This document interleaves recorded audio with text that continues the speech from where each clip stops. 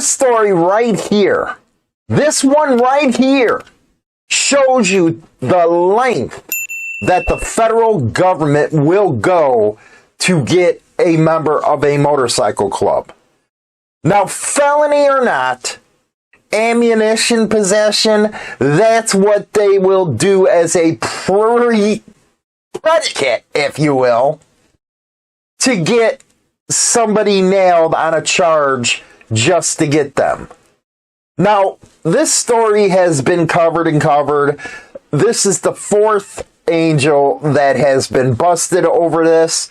And one of the things that I think is bugging me about this story is the fact that everybody and their mother are focusing on the point of the story that the cops are putting out, that it was a support club of the Hells Angels that got beat up. We don't know that.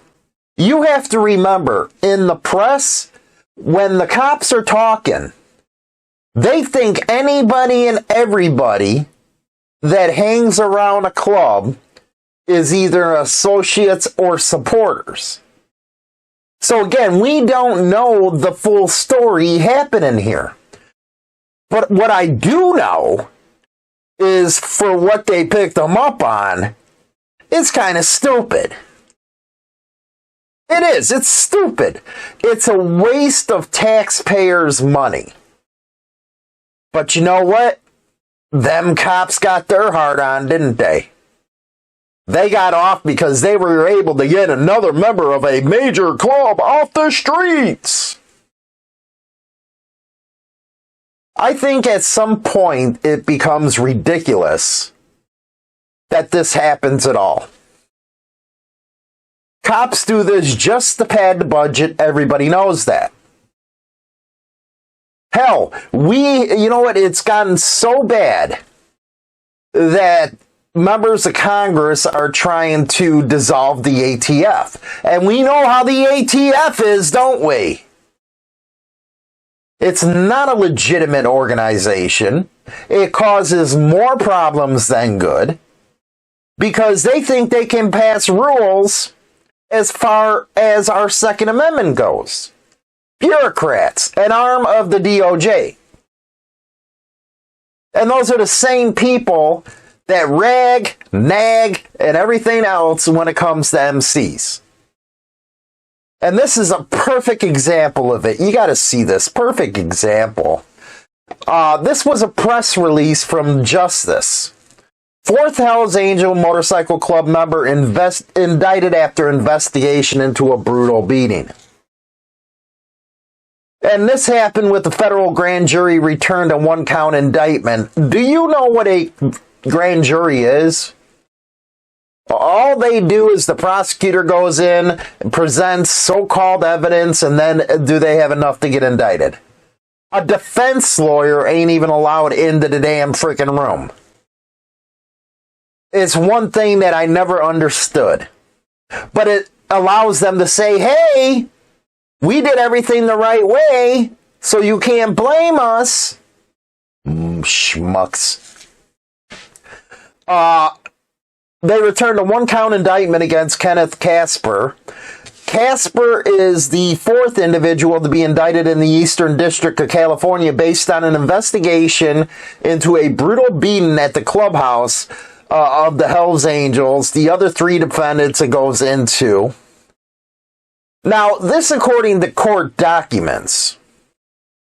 In October 2021, two different victims, both of whom were members of a different motorcycle club that is considered a puppet or subordinate club of the Hells Angels, were beaten by those four individuals and other club members based on perceived infractions. That's how they're spinning it.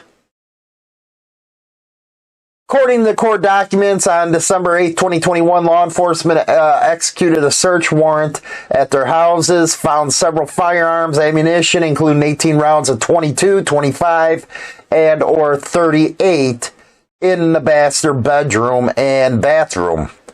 Oh, those are some serious firearms there. But it gets them going, don't it? Now, the case is a product of an investigation of the Solano County District's Attorney Office, Vacaville, whatever, however you say it, man. You got some weird names out in Cali. All these other departments, all that stuff. Now, if convicted, let me know if you think this is fair, because it kind of upsets me. If convicted, he faces a maximum statutory penalty of 10 years in prison. 10 years for having ammunition. 10 years. And a $250,000 fine. How in the heck is that even fair? Now they're doing it out of pure spite. Pure spite. And they wonder why people don't like them. Can't stand them. I'll never make excuses for them. Never. I'll never make an excuse for a cop. Never. Because I know the God complex that they have.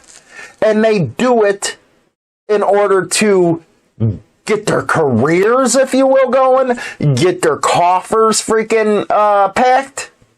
The guy had ammunition. Come on, give me 18 rounds of 22, 25, and 38. Come on. That is nonsense and everything. Now, 3 other defendants have pleaded guilty and are scheduled to be sentenced this year, it looks like. And they're facing a maximum, statutory sentence of 10 years in prison and a $250 fine, too. I find this an abuse of power. I'm sorry, I do. I don't know what this country's coming to. But I do find that a lot of these government agencies are starting to really abuse their power. And what's even worse is we're letting them do it. And you say to yourself, well, what can we do? Well, for one, back them Congress members in Congress right now who are trying to abolish the ATF because they need to be. They're just political hacks, these ATFs, DEA. They go out and do the government's dirty business. Hell, Fast and Furious, no more said. Waco, Texas in the 90s and in 2015. Upsets me, it really does. It upsets me. Anyway, we're going to go to the second half of the show right now with China Doll. We'll be right back. Goodbye, vamoose, adios, ciao, so long, hit your hat, Jack. #1 Internet Biker Radio Show is now available on Spotify and all major platforms, including iHeartRadio, iTunes, Stitcher, and more. Don't forget to become a subscriber on any one of these platforms so you can be notified right away when our weekly episode is uploaded so you never miss an episode.